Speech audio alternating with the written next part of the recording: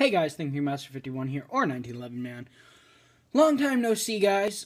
Sorry, college and work, just kind of like a circle fuck of, misunderstanding and just not a lot of time. So I just thought I'd get back on the YouTube airwaves and upload a kind of cool idea / update video.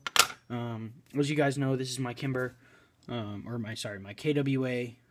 Kimber Custom 2, 1911 / tactical entry / my gun. That's just kind of an amalgamation of Kimber SAS style parts, custom parts. I mean, not custom parts, but just other parts I've gotten from KWA, magwell, grip safety, thumb safety. I don't think I've ever actually uploaded a formal review because I don't really have what I want out of this gun so far. I mean, it's a great gun, obviously. I mean, you can see the wear. It's gone shiny. It used to be matte. There's all kinds of unnecessary wear everywhere, all the sights and everything. But this is kind of just a video to talk about the upgrades and things I prefer in a 1911 and what I've done to mine. As I have elected myself the name of 1911 man, I thought I'd kind of put that out there. So, this is my 1911, obviously. I've said this already. First thing you might notice is that the grips are gone. They are now these Dytech gunner grips. They're very, very aggressive texture. A lot of people don't like really aggressive textures. A lot of them, if you stipple some, whenever I stipple things for people, they always kind of ask me to break the edges so it's a little less harsh on the hand. I'm a firm believer that it should leave a mark in your hand. That means if it's wet or something, I would say bloody, but I'm never in a situation where I'm going to get blood on my Airsoft gun. But, I mean, for people in the gun community, actually, the real gun community, I suppose that they would probably end up that more often than not, that'd probably be their situation as opposed to mine. So I just really like the aggressive texture, and I like the two-tone look. It kind of looks kind of cool. A second thing that I've done is, obviously, I really like the magwell.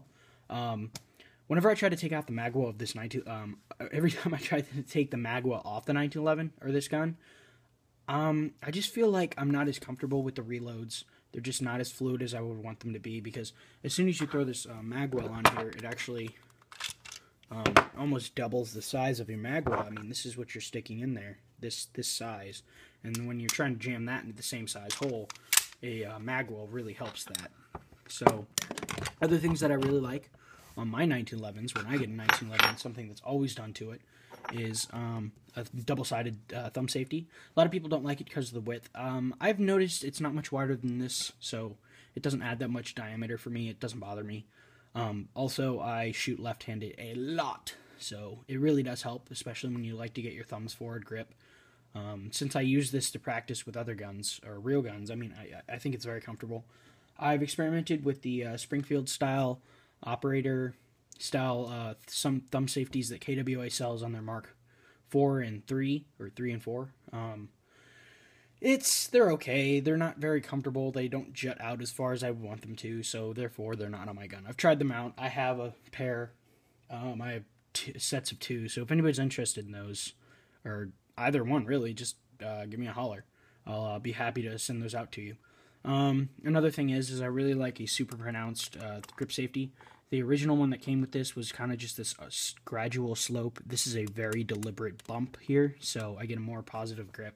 I like that. Eventually what I'm going to do is I'm going to pin that down, because I don't like safeties on my gun, despite the fact that a 1911 is known for the cocked and locked.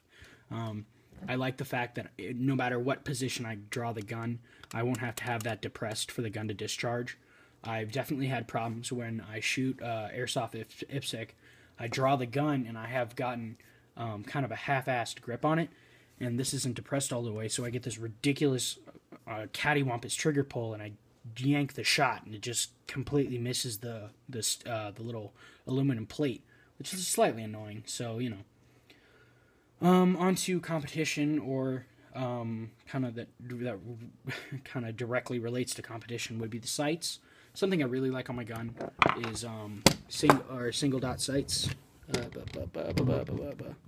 Sorry. So this is white, and I've blacked these out because I hate 3-dot sights. I hate it.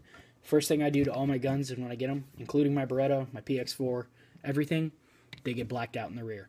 first thing, and then this gets sharpened up. So I'll show you a video on how to sharpen that up, but I've actually made it bigger, filled in the walls. It looks kind of nice. I do like it.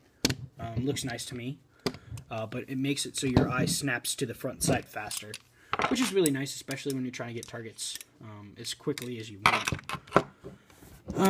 Some other things I really like on 1911s would be for competition. Well, actually, this is kind of my preference and my preference alone. I personally would rather have a GI style guide rod as opposed to the full length.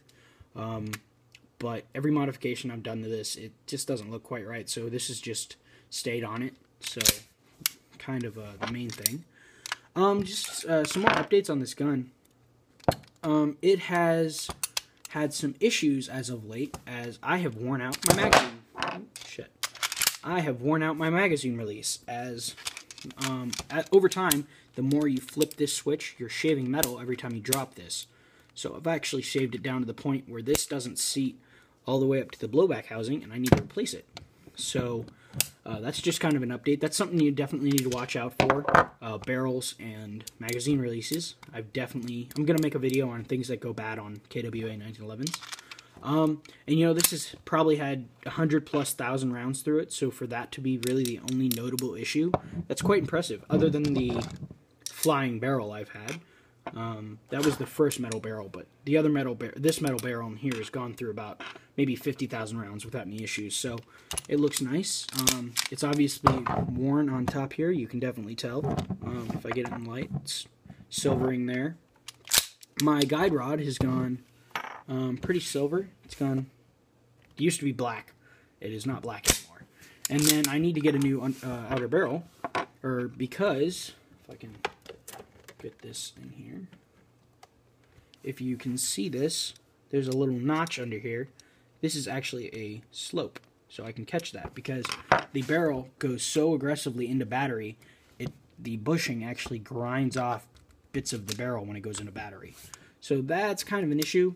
It hasn't caused any stoppages or malfunctions so far, but that's still something I'd really like to kind of check out.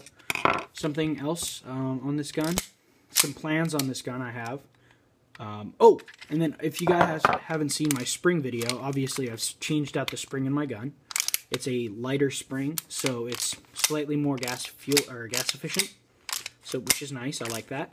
And then something really cool, I was looking on the forums when I first got this gun, and how to make it so that you could slingshot it. So without hitting the slide release, you can just kind of pull back and let it go forward. This actually is not missing a washer or the O-ring, or the rubber buffer in there. They are actually all in there. What I did is I shot it about a couple hundred rounds without the metal washer on the end, and I just let the slide beat the shit out of the rubber O-ring buffer, and it is actually compressed enough so that I can do that without hitting the slide release. So if you ever want to figure out how to get your 1911 or KWA 1911 to slingshot, just do that. Just take out the metal washer, shoot it a lot, and then throw your metal washer back in there, and you should be able to slingshot, which is really nice. So some plans I have for this gun is, one of the best, or my biggest pet peeves with 1911s these days is a lot of them aren't notched out here. I like to have a notch so that I can catch it on things, which is just kind of cool. I enjoy it. I haven't had any issues or situations other than a couple that I've actually needed to do that, and for those situations I've just ended up using the ejection port here. You can definitely tell. When I used to play a lot Airsoft, you used to the simulations where you have a hostage or a VIP you're supposed to protect in the milsim games. So I would have to reload my gun one-handed, which got really awkward when I didn't have any sloped sights. So that's definitely something you need to watch out for. One thing I might end up doing is doing the double stack conversion for this.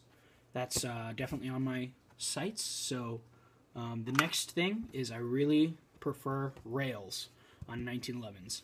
The next thing that's going to happen to this gun is this is going to be cut down, so it's just the rail. This has already been cut for holes. I'm going to tap the frame, and I'm going to be able to screw this on there. It won't look like that, but I'll be able to put lights on this. Originally, I was going to buy a railed frame, but now I will just be able to screw that on there on the bottom of the dust cover, and I should have a railed 1911, which I will really like. So I'm looking forward to that, definitely. The only other thing that I've really done with this gun is right now it has the standard Kimber slide release, but this is the broken one. It doesn't actually catch if there's no BBs in the magazine. The little bar broke. Other than that, that's another thing that broke that you need to watch out for. But I just like this one just for when I'm practicing my reloads or just kind of messing around the house, and I just like doing that without it locking. So, you know, other than that, guys, other than the sights and the rail, it's pretty much... Oh, and the double stack conversion that might happen. Probably not. That's pretty much it for the update and update for my channel and myself. Thanks for watching, guys. Definitely rate and comment and share it if you can. So thanks for watching, guys. Bye.